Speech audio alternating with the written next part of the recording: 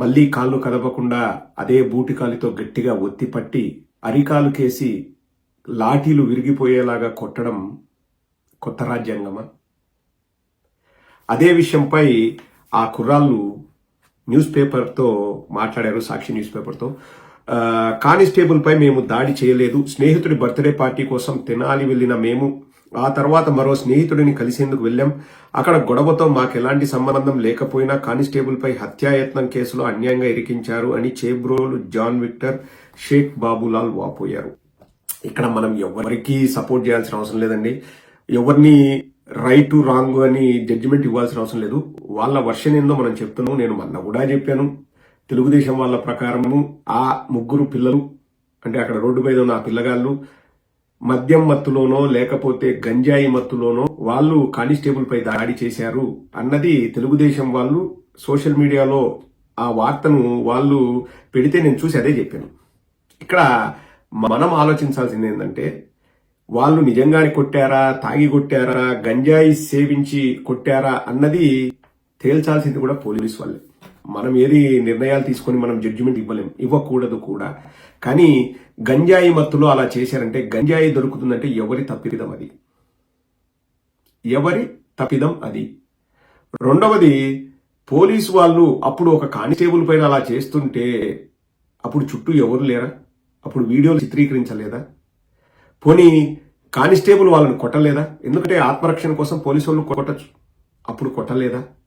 అప్పుడు కొట్టకుండా, అప్పుడు వీడియోలు చిత్రీకరించకుండా నడి రోడ్డు పైన వాళ్ళను థర్డ్ డిగ్రీ ప్రయోగిస్తూ వాళ్ళపై ఆ వీడియోని చిత్రీకరించడం ఎంతవరకు కరెక్ట్ అన్నది మనం ప్రశ్నిస్తున్నాం. నాకు తెలిసినంతవరకు చెప్తున్నానండి, ఎవరు కూడా చట్టాన్ని చేతిలోకి తీసుకునే హక్కు ఎవరికి లేదు. ఈవెన్ ప్రైమ్ మినిస్టర్కి కానీ, ముఖ్యమంత్రికి కానీ, ఇంకొక మినిస్టర్కి కానీ ఆ హక్కు ఉండదు. మనమంతా కూడా చట్టాలకు లోబడి పనిచేయాలి. అదే మన రాజ్యాంగం మనకు చెప్తుంది. చిన్న ఎగ్జాంపుల్ చెప్తానండి. ఇప్పుడు లేరు, చనిపోయారు. క్వీన్ ఎలిజబెత్ వాళ్ళ భర్త 96 ఏళ్ల వయసు ఉన్నప్పుడు ఆయనకు డ్రైవింగ్ అంటే ఇష్టం. డ్రైవ్ చేస్తూ కార్ని రివర్స్ తీస్తూ చూసుకోకుండా వెనకాల ఇంకొక కార్ని గుద్దారు. ఆ కార్కి చిన్న దెబ్బ తగిలింది. Everyone are safe. వెనకాల కారులో ఉన్న మహిళకి కూడా ఏం దెబ్బలు తగలలేదు. బట్ ఆమె భయపడింది. సో ఆ సంఘటన జరిగిన తర్వాత రాజుగారిపై కూడా కేసు వేశారు. రాజుగారు ఆ కేసును ఎదుర్కొన్నారు. నేను ఇంకా డ్రైవింగ్ చెయ్యను అని చెప్పేసి తన లైసెన్స్ను సరెండర్ చేశారు. అండ్ బహిరంగ క్షమాపణలు చెబుతూ ఆ కారులో ఉన్న మహిళకి ఒక లెటర్ కూడా రాశారు, నన్ను క్షమించమ్మా అని. సో వాట్ ఎవర్ లీగల్ గా అతని పైన పెట్టాల్సిన కేసులు పెట్టారు. అంటే స్వయంగా రాణి గారి భర్త, క్వీన్ ఎలిజబెత్ గారి భర్త. ఈ సంఘటన జరిగింది ఇక్కడ. నేను ఎందుకు ఇది చెప్తున్నానంటే చట్టాలు అందరికీ ఒకేలాగా ఉండాలి. ఒక క్రికెటర్ పేరు కూడా చెప్తానులేండి, ఏమి అది పత్రికల్లోనే వచ్చింది. గ్రేమ్ స్వాన్ అని చాలా మంచి స్పిన్ బౌలర్ ఇంగ్లాండ్కి. అతను ఒకరోజు ఒక వీకెండ్ డ్రింక్ చేసిన తర్వాత వాళ్ళ కుక్కకి ఆరోగ్యం బాగలేదనో ఏదో సంథింగ్ వాట్ ఎవర్ రీజన్ అతను అర్జెంటుగా కార్ డ్రైవ్ చేసుకుంటూ వెళ్ళి ఫార్మసీ దగ్గరకు ఎక్కడికో వెళ్తుంటే పోలీసు వాళ్ళు ఆపారు. డ్రింక్ అండ్ డ్రైవ్లో చూస్తే అతను మోతాదు కంటే కొంచెం ఎక్కువ సేవించున్నాడు. అతను అనుకున్నాడు నేను అంతగా ఎక్కువ ఏం సేవించలేదు, నేను డ్రైవ్ చేయొచ్చని అతను అనుకున్నాడు. లేదు, ఎక్కువ డ్రైవ్ చేశారని పోలీసులు నిర్ధారణకు వచ్చారు. అండ్ కోర్టుకు వెళ్తే అతని లైసెన్స్ని 2 ఏళ్ళలో 3 ఏళ్ళలో క్యాన్సిల్ చేశారు. అతను డ్రైవ్ చేయకూడదు అని చెప్పేసి. సో ఎవరికైనా ఒకే రూల్ ఉండి ఆ రూల్ని రూల్ లాగా పాటిస్తే బాగుంటుంది అన్నది మన ఒపీనియన్. ఇప్పుడు ఒకరిని కొట్టాలని చూసారా, లేకపోతే పోలీసు వాళ్ళని కొట్టాలని చూసారా, సామాన్యులు కొట్టాలని చూసారా, అది గంజాయి మత్తులో కొట్టారా, ఇంకొక మత్తులో కొట్టారా, తప్పు. ఎవరు దాన్ని వెనకేసుకొని రావట్లేదు. కానీ వీళ్ళు పోలీసులు నడి రోడ్డు పైన బూటుకాలితో మోకాలిని ఆపుతూ అరికాలికి అందరూ చూసేలాగా వీడియోలు చిత్రీకరించేలాగా లాఠీలు విరిగేలాగా కొట్టడము అది కరెక్ట్ కాదు. అది చట్టరీత్యా నేరము. చట్టరీత్యా అది నేరము. వాళ్ళు కూడా శిక్షను ఎదుర్కోవాలి. లేదు మా విచక్షణాధికారాన్ని ఉపయోగించి మేము చేశాము అంటే ఇంకా దానికి ఒక ఎండ్ ఏముంటుంది? ఇంకా చట్టాలు ఎందుకు? ఇప్పుడు నేను చేసింది నేను కరెక్టు అని నేను ఫీల్ అవుతున్నాను, ఆ టైంలో అది చేయాల్సింది, అది చేస్తేనే కరెక్టు, బహిరంగంగా నేను చేస్తాను, సినిమాలలో కొడతారు కదా, రోడ్ల మీద తన్నుకుంటూ వెళ్తారు కదా, నేను అలాగే చేశాను, నేను కొట్టాను, నేను చేసింది రైటు అంటే రేపు ఇంకొక పోలీస్ వచ్చేసి నడి రోడ్డు పైన ఒక దొంగ లేకపోతే ఇంకొక ఏదైనా చేసిన వ్యక్తిని నేను కాల్చి పడేస్తాను, అది నాకు కరెక్ట్ అనిపించింది, వాడు దొంగతనం చేయడం తప్పు, ఆ టైంలో నేను చేయడం కరెక్టు, నా విచక్షణాధికారాన్ని నేను వాడాను, ఉపయోగించాను అంటే అది కరెక్ట్ అవుతుందా? ఇంకా చట్టాలు ఎందుకు? నేను అనేది అలా ఉంటే ఇంకా చట్టాలు దేనికి?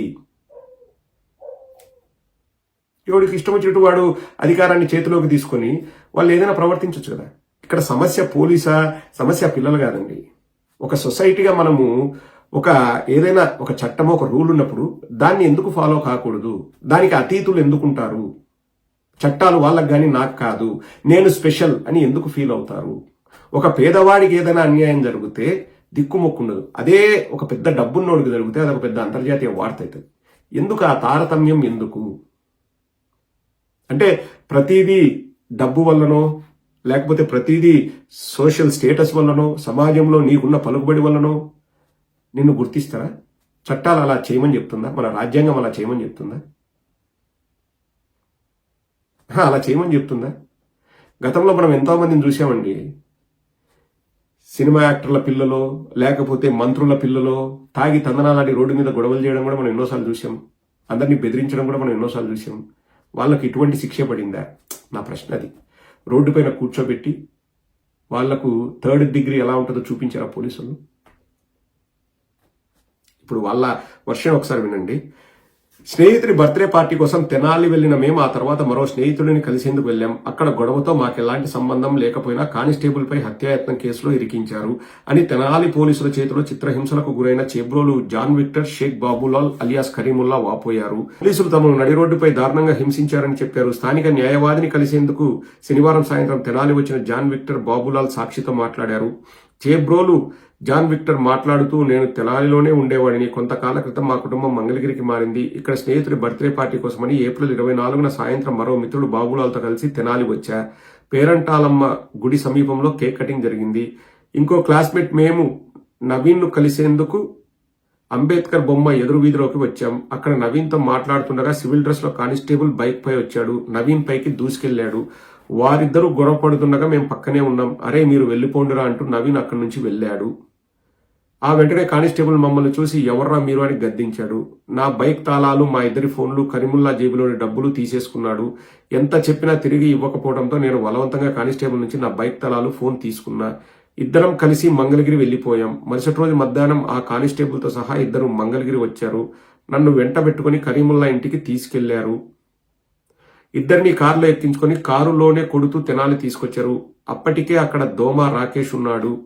2 టౌన్ పోలీస్ స్టేషన్ లో మమ్మల్ని కొట్టారు. ఆ రాత్రి మమ్మల్ని పక్కనే ఉన్న పోలీస్ క్వార్టర్స్ లో ఉంచారు. మరుసటి రోజైన 26వ తేదీ సాయంత్రం పోలీస్ స్టేషన్ రోడ్డులోనే సమాధి వద్ద 2 టౌన్ 3 టౌన్ సిఐలు రాములు నాయక్, రమేష్ బాబు అందరి ముందర అరికాళ్లపై లాఠీలతో కొట్టారు. అక్కడి నుంచి కొట్టుకుంటూ స్టేషన్ కు తీసుకొచ్చారు. మళ్లీ 27న ఉదయం లింగారావు సెంటర్ కు తీసుకెళ్లారు. నా చేతికి కత్తి ఇచ్చి ఓపెన్ చేయమని బలవంతం చేశారు. వీడియో తీశారు. తర్వాత దాన్ని కవర్లో వేసుకొని అక్కడ మరోసారి మా ముగ్గురిని లాఠీలతో చావబాదారు. ఆ తర్వాత మాకు ముసుగులు వేసి ఫోటోలు తీయించారు. సాయంత్రం ప్రభుత్వ ఆసుపత్రికి పంపారు. దెబ్బల గురించి డాక్టర్కు చెప్పినా పట్టించుకోలేదు.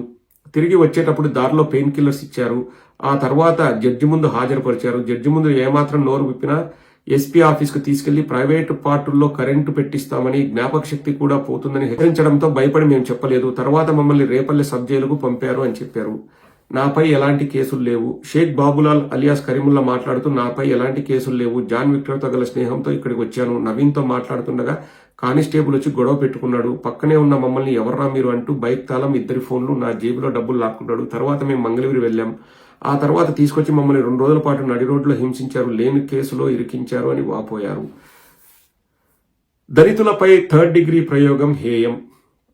ముడుపులు చెల్లించలేదన్న నెపంతో దళిత యువకులపై బహిరంగంగా 3rd డిగ్రీ ప్రయోగించడం హేయమైన చర్య అని బహుజన సమాజ్ పార్టీ రాష్ట్ర అధ్యక్షులు బందెల గౌతమ్ కుమార్ అన్నారు. బాధితుడైన యువకుడు దోమ రాకేష్ ఇంటికి శనివారం వెళ్లి వివరాలు తెలుసుకున్నారు. ఇదిలా ఉంటే యువకులను కొట్టిన వీడియో 2 నెలల ముందుదని గుంటూరు జిల్లా ఎస్పీ సతీష్ కుమార్ చెప్పారు. ఈ ఘటనపై విచారణ జరుగుతుందన్నారు. ఇద్దరి వర్షన్లు మనం చెప్పామండి. వీళ్ళు చెప్పిందే చెప్పినాము. పోలీసు వాళ్ళు చెప్పిండేది ఏంటంటే గంజాయి మత్తులో పోలీసుల్ని కొట్టారు, అందుకే అలా చేశారు అని. ఎవరు కరెక్ట్ ఎవరు తప్పు అన్నది అగైన్ మీరో నేనో నిర్ణయించలేమండి, కోర్టులు నిర్ణయిస్తాయి.